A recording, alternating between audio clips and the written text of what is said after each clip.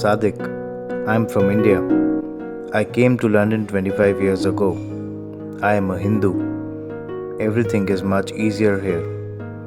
I have had this store going on for 14 years now. I miss my family so much. We left our entire family over there. We miss them and we talk to everybody almost every day. Some family members have come here and gone back. It just didn't work for them. Some are better off financially back home, but we don't have a choice. This is home now. A lot of people, they just aren't familiar with this geographically or politically. I'm Ali. When I was in Iran, bombs, explosions, suicide bombers, all throughout my childhood I lived in fear. I was paranoid. There were many fights, insecurities, and I really didn't feel safe. I didn't like it there, in between all that war. There was a fight going on between the new and old government, and it made me feel cautious all the time. People were getting killed and terrible things happened for no reason, especially if you are a girl or someone from a different religion. After all that, the Iran and Iraq war happened and there was lots of bombings. I'm Geeta. I came to London on February 22nd, 2008. My family and I came together. I'm Christian. It was difficult at first, especially with the language barrier. After a month and a half, I found a job in a supermarket. 2 years I worked there, and then I started here. Work is pretty steady and good, which is also why my son is over here. That is why I stay for his future. I want him to be a doctor. He likes to say, I want to become a scientist. He's 9 years old. He has a long way to go. There are many journeys ahead. I am Josephine. My parents are both immigrants to South Africa. The story I heard that sort of precipitated the move to South Africa was when my grandfather came home after he saw a group of Poles or Lithuanians burying a Jew alive. And he said, yeah, that's it, we're leaving. And fortunately, he did leave, because the rest of the family were not so fortunate. They both found their way to South Africa at different times, met and married in 1957 and had 2 children, 2 girls. I moved to London 2 years ago for a job. I'm Nadine. I was born and raised in a middle-class, left-leaning atheist family. My father was a professor, my mother a teacher.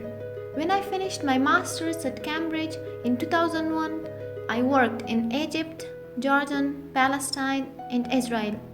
Back then, I had a fairly stereotypical view of Islam, but became impressed with the strength the people derived from their faith. Their lives were not great, yet nearly everyone I met seemed to approach their existence with a tranquility and stability that stood in contrast to the world I'd left behind. In 2001, I fell in love with and married a Jordanian from a fairly non-practicing background.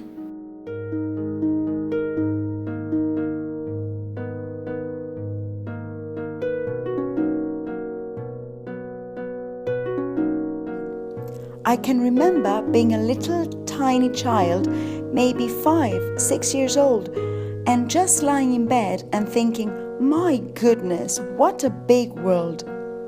What a big world it is, and isn't it wonderful?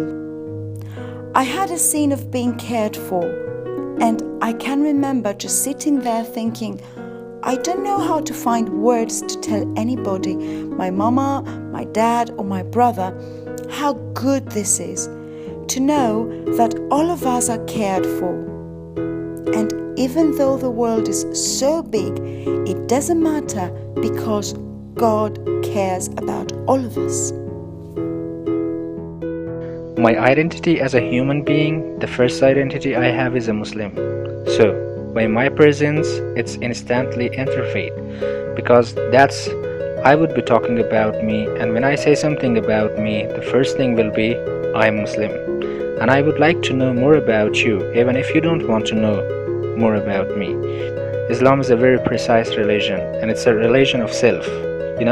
It puts a lot of emphasis on your own soul, and if everybody just work on their own self, we can work together better. So that's what my challenge was. Let me see if I can work with people. Let me put my actions where my words are. My faith community was specifically a Roman Catholic community, but it was okay for me to be part of that, and I was assured that it was okay. And I think I felt a freedom then to keeping extending myself in other ways. And I think that was another push for me personally, to be aware of, okay, what around me gives me an opportunity to include, to be inclusive. I felt sort of knocked off my center of gravity and realized that the world's bigger than my little world. And so I have wanted to find a way to be all-inclusive, to understand the world, to have a point of view that is tolerant and inclusive of others. My mindset and point of view as a teenager had been provincial. I felt a need to expand my thinking and understand the world better. For my nationality, I know that when I name my nationality as Indian, almost everybody knows where I am from. But my ethnicity, well, I know that people might not react the same when I mention I am from Bangladesh. But when I mention my nationality, quite a lot of people know. At home, I feel like representative of my tribe, really. But here, I feel like an ambassador of Bangladesh. So I think that my perception of myself changes depending on where I am and with whom I talk. Sometimes I question myself. I realize that I'm going towards different things.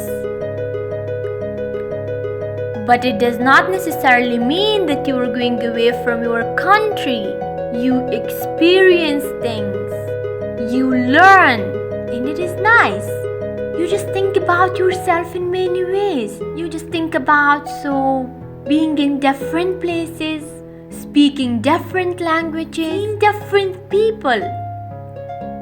I become like multi-dimensional personality. It is tough because you feel the transformation is happening. It's like being another person sometimes. But maybe you like this other person more.